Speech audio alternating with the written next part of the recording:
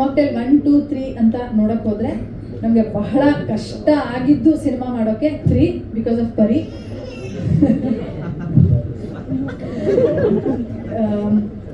ಪರಿ 6-7 ಮಂತ್ಸ್ ಇದ್ದಾಗ ಬಹುಶಃ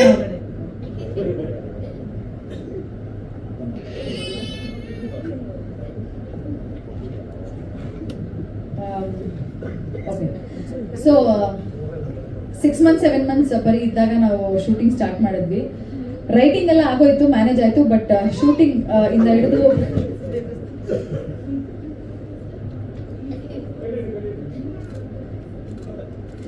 ಸೊ ನಮಗೆ ಶೂಟಿಂಗ್ ಕೂಡ ಹಿಂಗೆ ಇತ್ತು. ಇಷ್ಟೇ ಡಿಸ್ಟರ್ಬಿಂಗ್ ಆಗಿ ಏನು ನಡೀತಿದೆ ಇಷ್ಟೇ ಡಿಸ್ಟರ್ಬಿಂಗ್ ಆಗಿತ್ತು. ಬಟ್ ಎನಿವೆ ಸಿನಿಮಾ ಮಾಡಬೇಕು ಅಂತಾನೆ ಹೊರಟ ಮೇಲೆ ಮಳೆಯನ್ನು ಚಳಿ ಏನು ಅಂತ. ಬಟ್ ಈ ವಿಚಾರದಲ್ಲಿ ನಾನು ಫಸ್ಟ್ ಥ್ಯಾಂಕ್ಸ್ ಅವಶ್ಯಕತೆ ಇಲ್ಲ ನಮ್ಮ ತಂದೆ ತಾಯಿ, ಬಟ್ ಇಡೀ ಸಿನಿಮಾ ಮಾಡ್ಬೇಕಾದ್ರೆ ನಮ್ಮ ತಂದೆ ತಾಯಿ ಕೃಷ್ಣ ಅವರ ತಾಯಿ ಬಂದಿದ್ದಾರೆ, ನಮ್ಮ ಜೊತೆಗೆ ನಿಂತಿದ್ದಾರೆ. I would like to thank them first.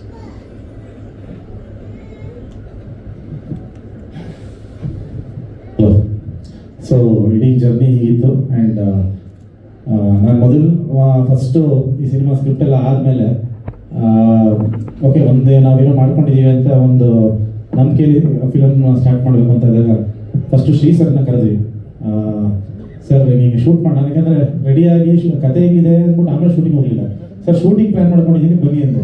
ಯಾವ್ದ್ರದ್ದು ಅಂದರು, ಇದೆ ಸರ್ ಲವ್ ಮಾಕ್ಟೇಲ್ 3 ಹೌದಾ ಕತೆ ಎಲ್ಲ ಆಗೋಯ್ತಾ? ಒಂದು ಕತೆ ಹೇಳಿದ್ರು. ಇಲ್ಲ ಫಸ್ಟು ಒಂದು ಶೂಟ್ ಮಾಡೋಣ ಒಂದಿನ, ಅದ್ರದ್ದು ಹೇಳ್ತೀನಿ ಆಮೇಲೆ ಕತೆ ಹೇಳ್ತೀನಿ.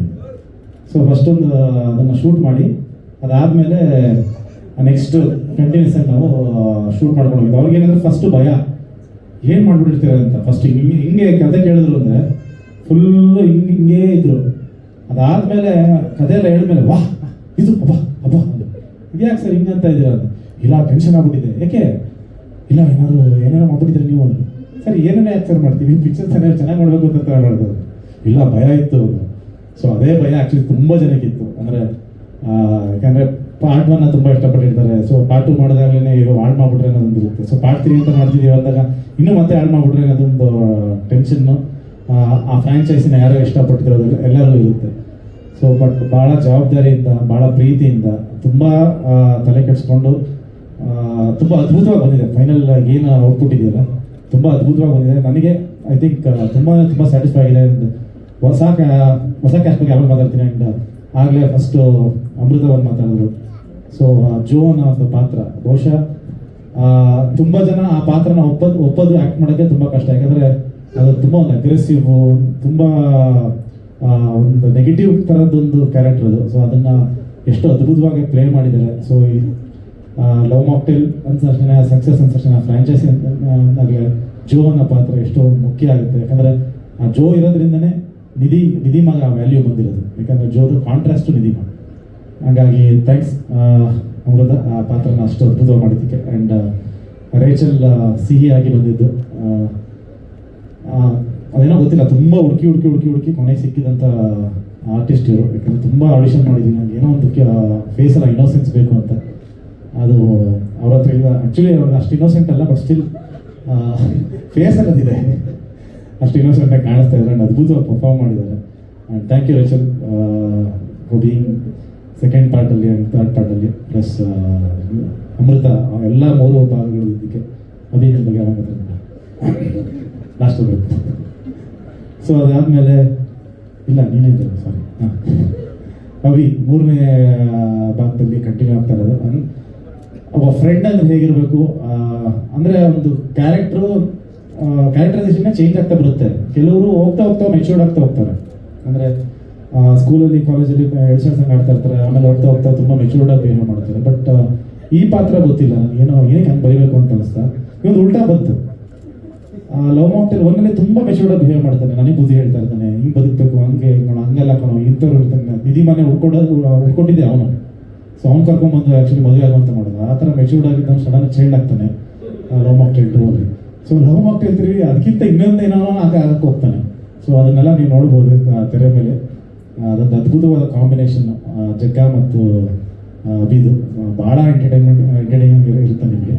ಆ್ಯಂಡ್ ಲವ್ ಮಾಕ್ಟೇಲ್ 3ಗೆ ಏನು ಕ್ಯಾಸ್ಟ್ ನೀವು ನೋಡ್ಕೊಂಬಂದ್ರಿ, ತುಂಬ ತಲೆ ಕೆಡಿಸ್ಕೊಂಡು ಸಾಕಷ್ಟು ಹೊಸ ಪಾತ್ರಗಳು ಬರ್ತಾ ಇದೆ. ಈಗ ನೇಹಾರ ದೀಪಕ್, ನಾನು ವೈಶಾಲಿ ಅಂತ ಕರೆಯೋದನ್ನ ಈಗ ನೇಹಾರ ಅಂತ ಚೇಂಜ್ ಆಗಿದ್ದಾರೆ.